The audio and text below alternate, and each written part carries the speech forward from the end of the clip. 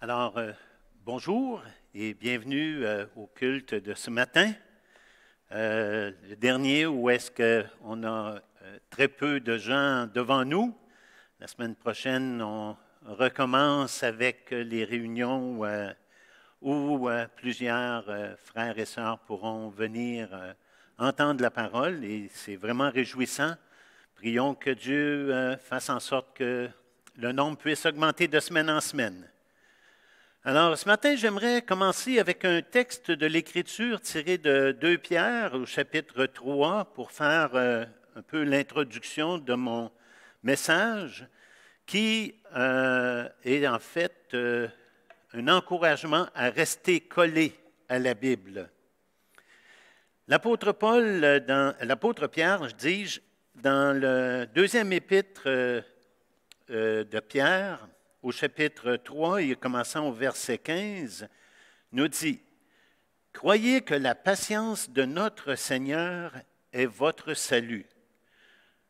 Comme notre bien-aimé frère Paul vous l'a aussi écrit, selon la sagesse qui lui a été donnée.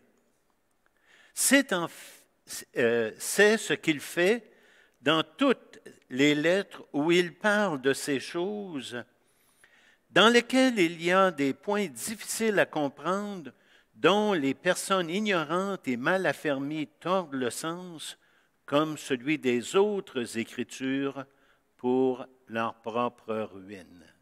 Courbons-nous devant Dieu dans la prière. Oui, Seigneur, nous voulons te louer et te remercier de la grâce que tu nous donnes de pouvoir méditer ta parole, de pouvoir la lire, de pouvoir être instruit par elle, de la liberté que tu nous donnes, Seigneur, de pouvoir bientôt nous réunir ensemble pour nous réjouir autour de ta parole. Je te prie donc de ce que ce matin, par cet enseignement de ta parole, tu puisses nous affermir dans tes voies et de ce que dans ta bonté, Seigneur Dieu, nous soyons équipés pour être des enfants de Dieu qui te glorifieront, de meilleurs chrétiens. Parle, Seigneur, car nous sommes là pour écouter ce que tu as à nous dire. En Jésus, nous te prions. Amen. Alors, l'apôtre Pierre, ici, cite l'apôtre Paul. Il y a un moment donné, j'ai rencontré quelqu'un qui m'a dit, tu sais, l'apôtre Pierre, c'est l'apôtre des catholiques et l'apôtre Paul, c'est l'apôtre des protestants. Pas besoin de vous dire que c'était quelqu'un qui est impliqué dans l'Église catholique et je lui ai demandé, est-ce que tu aimerais voir ce que l'apôtre Pierre avait à dire de l'apôtre Paul? Et après avoir lu le passage que nous venons de lire, ça a été la fin de la conversation, pour la simple et bonne raison qu'il n'avait jamais vu ce verset-là. Mais il y a une chose importante que je veux faire ressortir dans ce texte-là, c'est qu'il nous dit ici que l'apôtre Paul a des écrits dans lesquels il y a des choses difficiles à comprendre. Et il ajoute que ces points difficiles à comprendre, eh bien, les personnes ignorantes et mal affermies en tordent leur sens pour leur propre ruine. Et c'est là où on voit l'importance de prendre le temps d'étudier la parole de Dieu, de prendre le temps de la lire et de la relire et de la re-relire pour la simple et bonne raison que plus qu'on va être exposé à la parole de Dieu, plus affermi on va être et moins on va être en danger d'être infecté par toutes sortes de doctrines qui pourraient nous induire et induire des gens en erreur. Donc, restez collés à la Bible. C'est là le thème que je veux développer ce matin.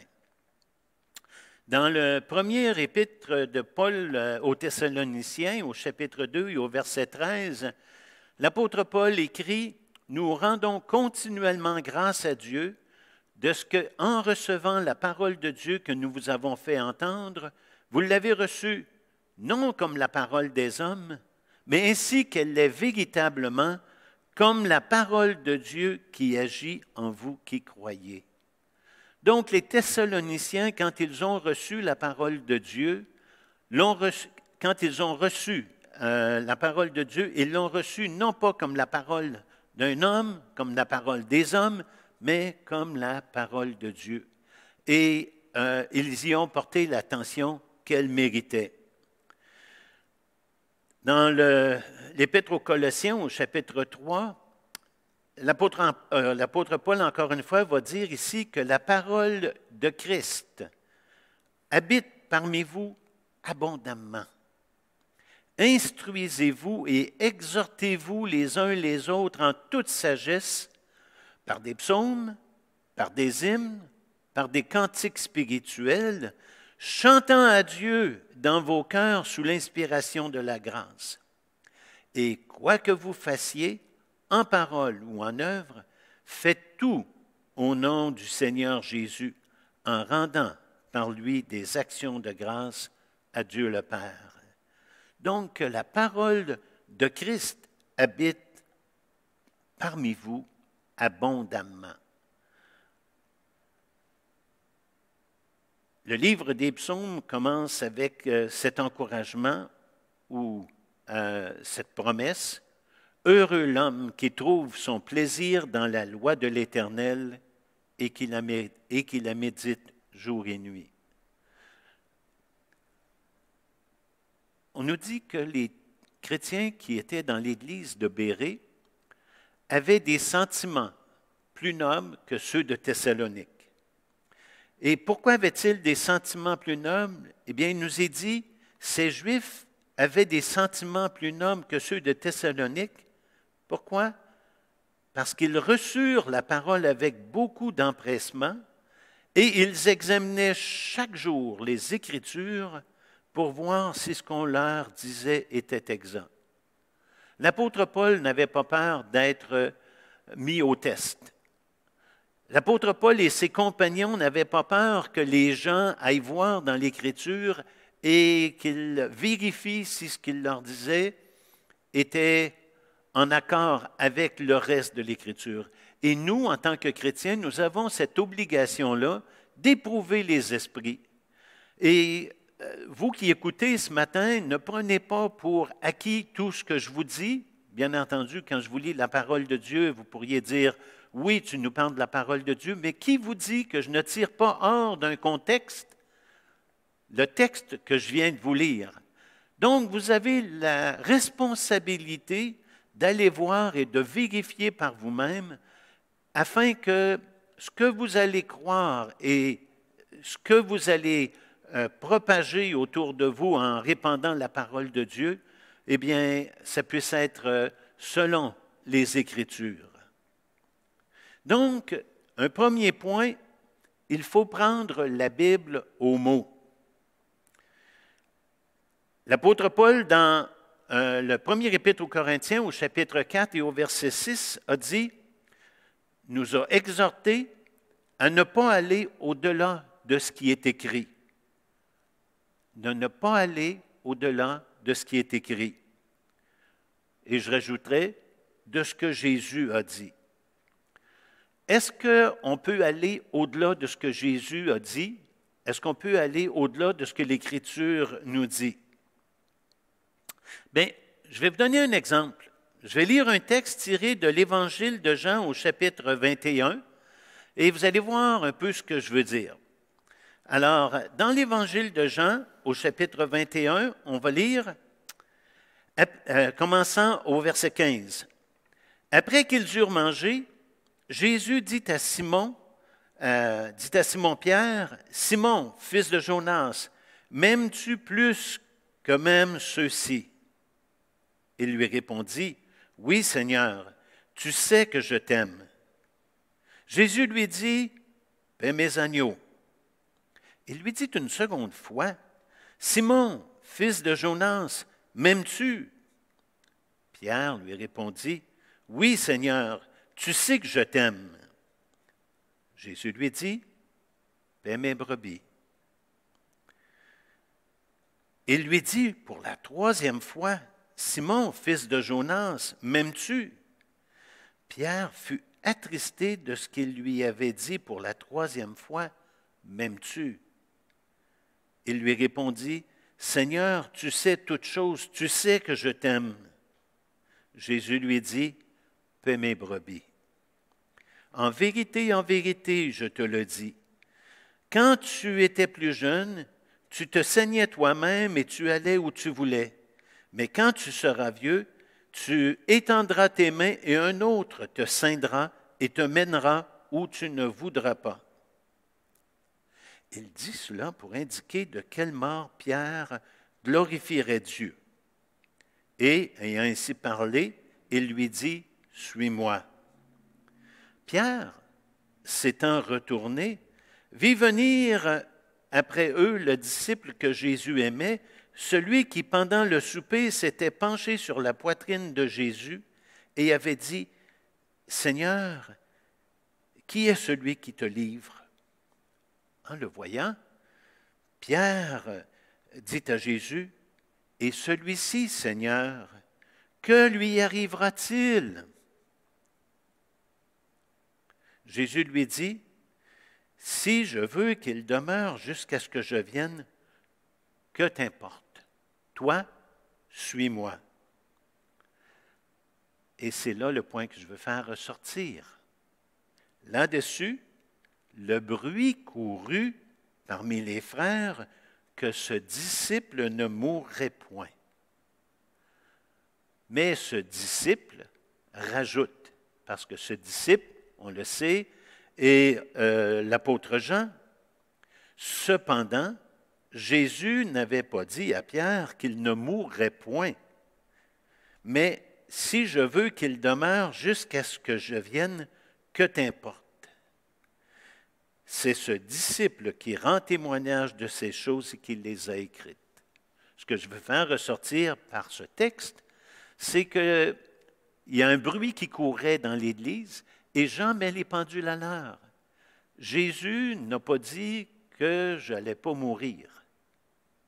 Jésus a juste dit, finalement, que si je veux qu'il demeure jusqu'à ce qu'il vienne, que t'importe. Ce n'est pas de tes affaires. Donc, ce n'était pas nécessairement aussi cru que cela, mais ça a le sens de cela.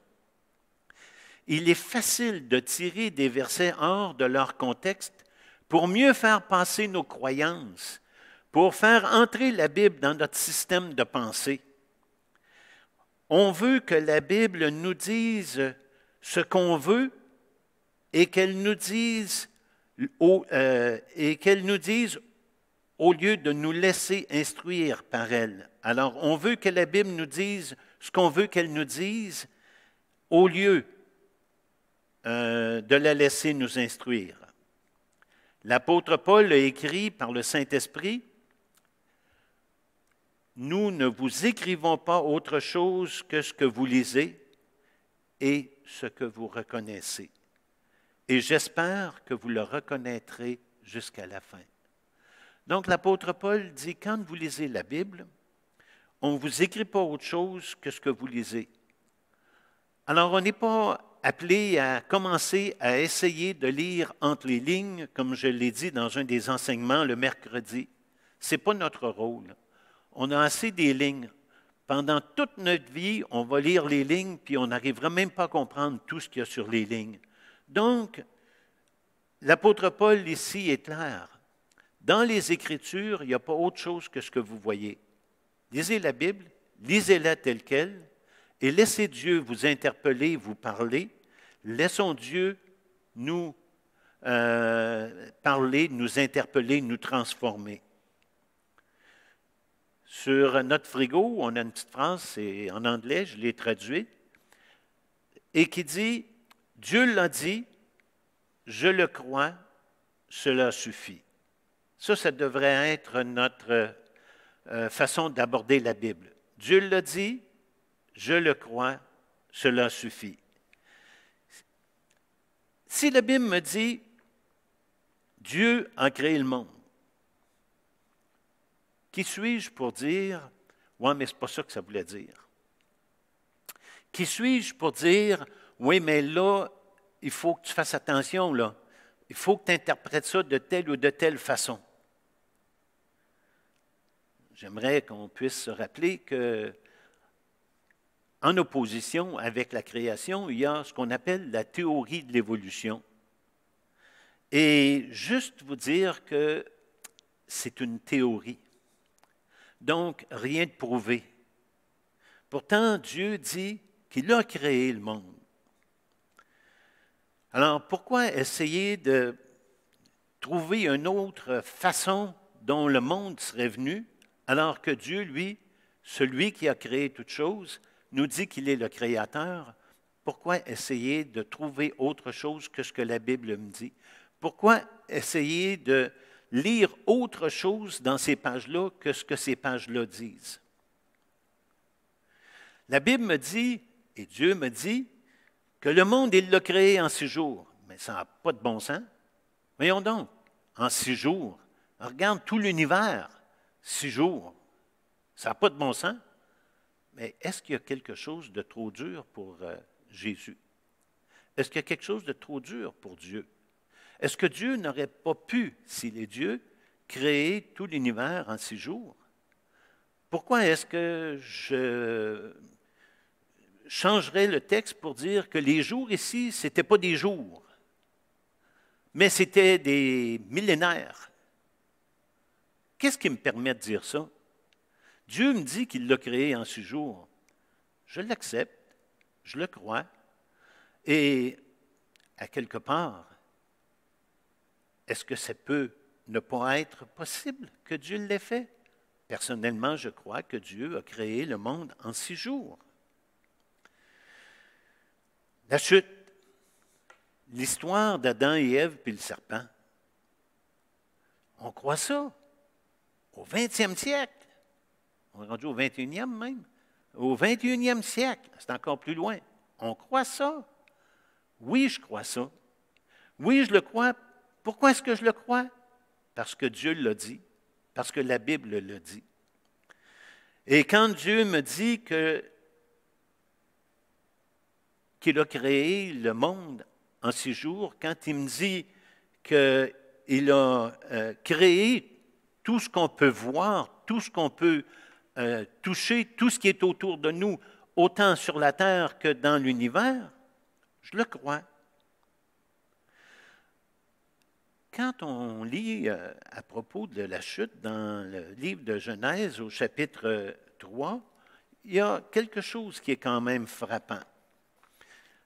Le serpent se présente à Ève et le serpent vient à elle et pose une question.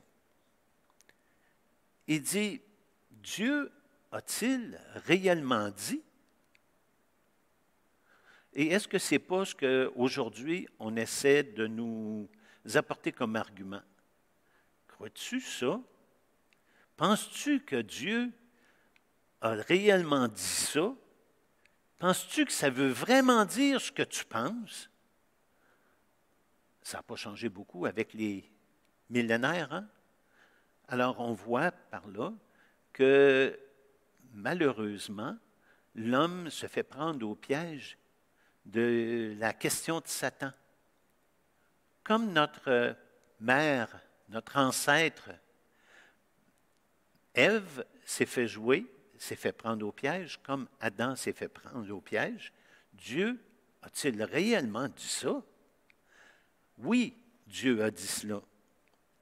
Avez-vous déjà réalisé, et pour nous qui sommes chrétiens, c'est d'autant plus convaincant, que Jésus croyait que Dieu a créé l'homme.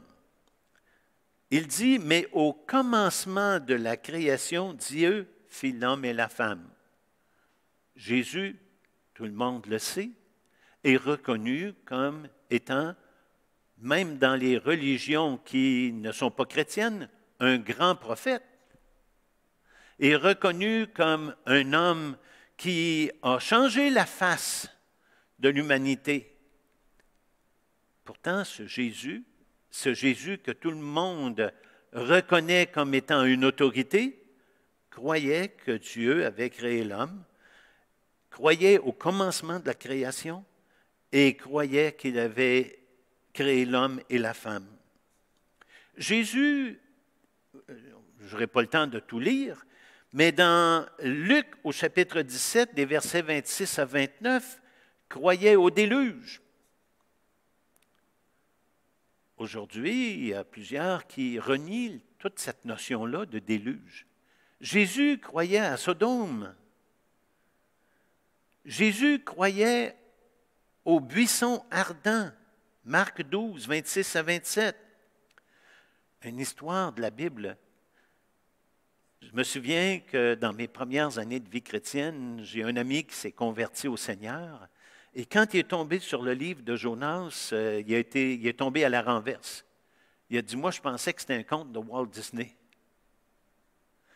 Et Jésus croyait en Jonas. Jésus a rapporté l'histoire de Jonas,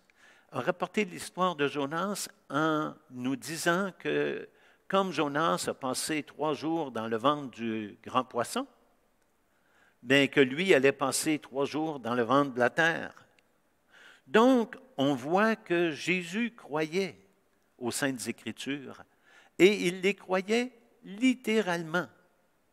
Donc, qui suis-je, moi, en 2020, pour dire que non, ça, il faut que tu interprètes ça différemment.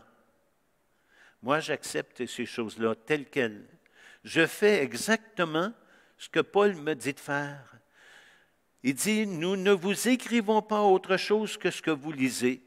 Donc, je lis ces textes-là et je les accepte tels quels. C'est ça, être un chrétien. Accepter la parole de Dieu telle qu'elle est, telle qu'elle nous a été donnée, telle qu'elle a été écrite. Donc, je ne m'ostine pas avec ça. Alors, prendre la Bible au mot, ça c'est vraiment important. Deuxième point, ne rien ajouter et ne rien retrancher. Le livre des Proverbes nous dit « Toute parole de Dieu est éprouvée. Il est un bouclier pour ceux qui cherchent en lui un refuge.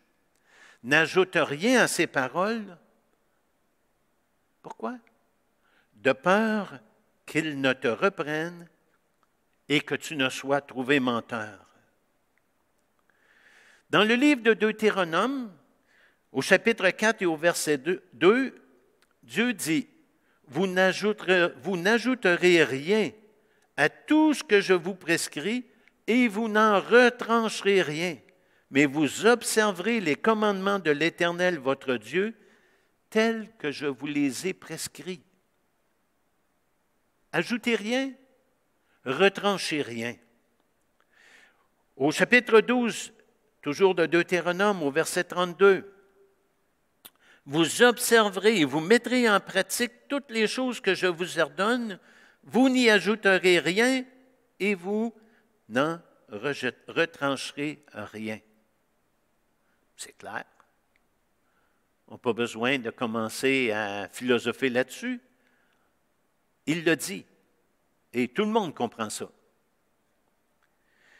Dans le livre de l'Apocalypse, à la toute fin de la Bible, les presque derniers versets, les deuxièmes avant-derniers versets, il dit « Je le déclare à quiconque entend les paroles de la prophétie de ce livre.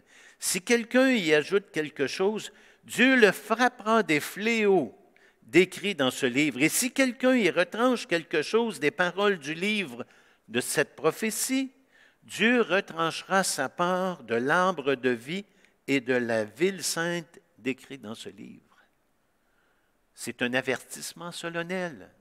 Ne rien enlever, ne rien ajouter. Prendre la parole de Dieu telle qu'elle est.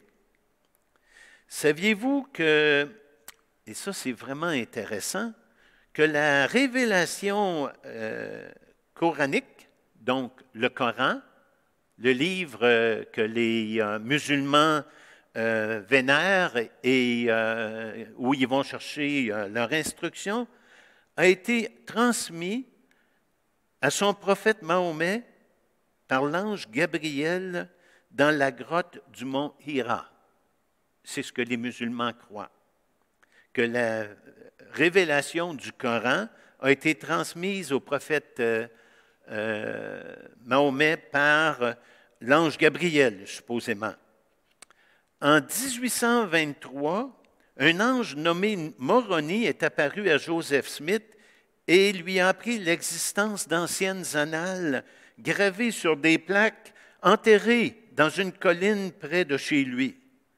Moroni, le dernier gardien des annales, a inscrit ses enseignements sur les plaques et est apparu à Joseph Smith à plusieurs reprises entre 1823 et 1829, le guidant et l'instruisant quand il a obtenu les plaques et les a traduites. Croyez-vous ça? Pensez-vous que ça peut faire du sens? Tournez avec moi dans Galates au chapitre 1. Galates, chapitre 1.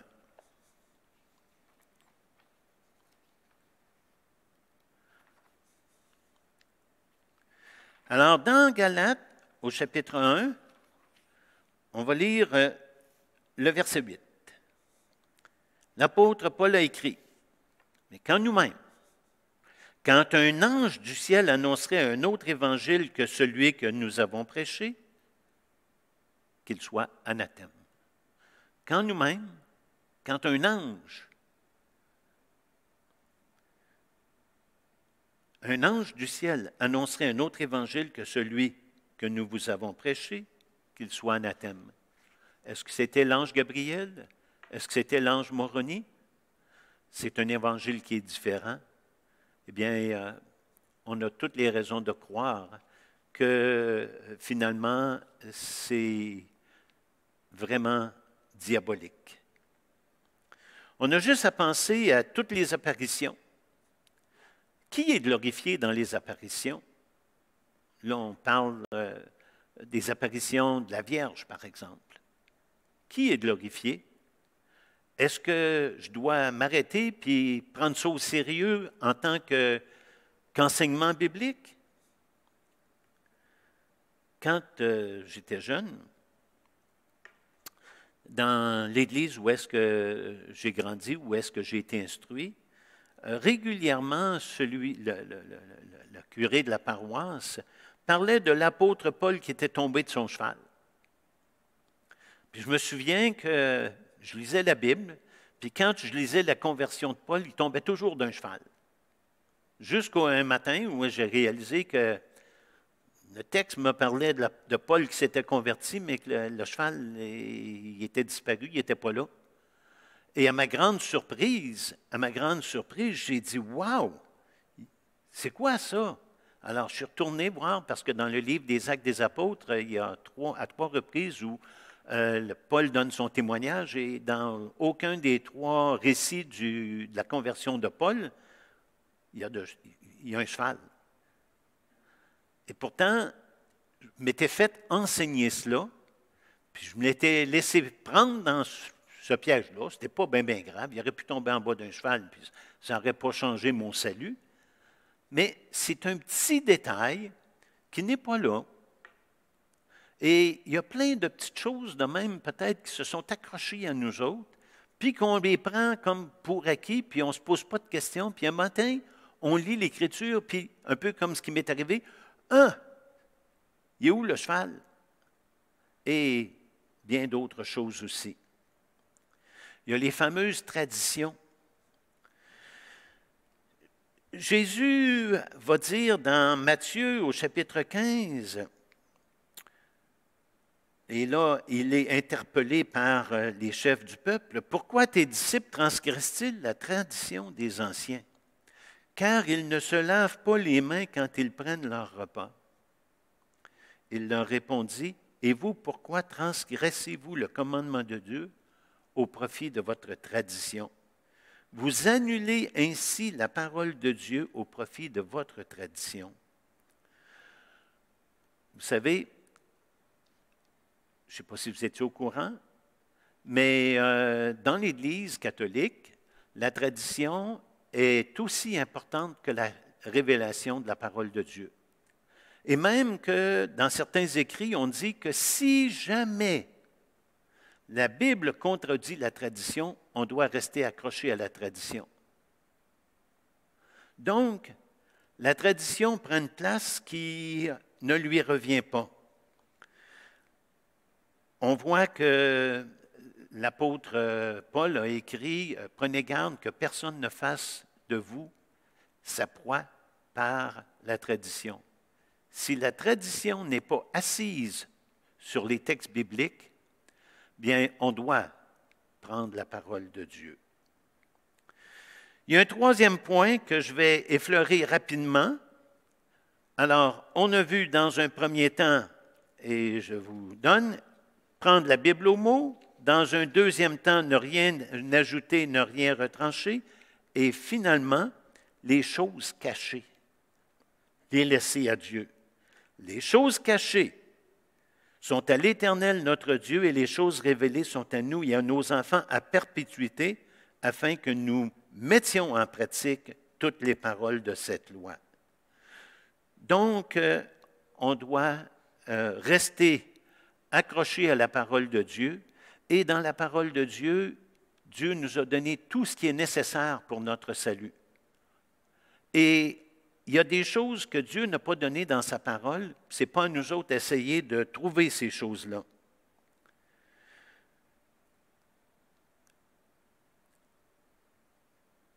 Dans la parole de Dieu, Dieu nous a parlé clairement de comment on pouvait être sauvé. Dieu nous a parlé clairement comment on pouvait goûter au salut. Ça, c'est révélé. Et ça, on doit y porter attention. Mais ce que Dieu ne nous a pas dit, bien, s'il ne l'a pas dit, qu'on ne commence pas à inventer des choses qu'il aurait pu dire. La Bible nous dit clairement, et pour vous qui nous écoutez, qui écoutez ce matin et qui n'êtes pas sauvés, Dieu vous dit clairement comment vous pouvez venir au salut. Ce n'est pas caché, c'est révélé. Et il nous dit, car Dieu a tant aimé le monde, qu'il a donné son Fils unique, afin que quiconque croit en lui ne périsse pas, mais qu'il ait la vie éternelle. Si tu crois aujourd'hui au Seigneur Jésus pour le salut de ton âme, tu auras la vie éternelle. Tu seras sauvé. Alors, faites confiance à la parole de Dieu. Restez collés au texte biblique. Prenez la Bible au mot. N'ajoutez rien, n'enlevez rien, lisez ce qui est là. Et bien entendu, essayez pas de comprendre des choses que Dieu n'a pas révélées. Restez accrochés à ce que Dieu a révélé. Et Dieu, ce matin, a révélé que c'est une parole certaine et entièrement digne d'être reçue, que Jésus-Christ est venu dans le monde pour sauver les pécheurs. Je vous invite, si vous n'avez pas encore accepté Jésus-Christ comme votre sauveur personnel, à venir à lui maintenant, dans la foi, et à accepter gratuitement son salut qu'il vous offre. Alors, on va conclure là-dessus, espérant que vous allez prendre le temps, si vous n'êtes pas sauvés, de croire en Jésus, et pour nous qui sommes chrétiens, espérant que nous allons prendre le temps de répandre ce qui est écrit sur les pages de notre Bible aux gens autour de nous pour que d'autres puissent trouver Jésus comme leur sauveur. Amen.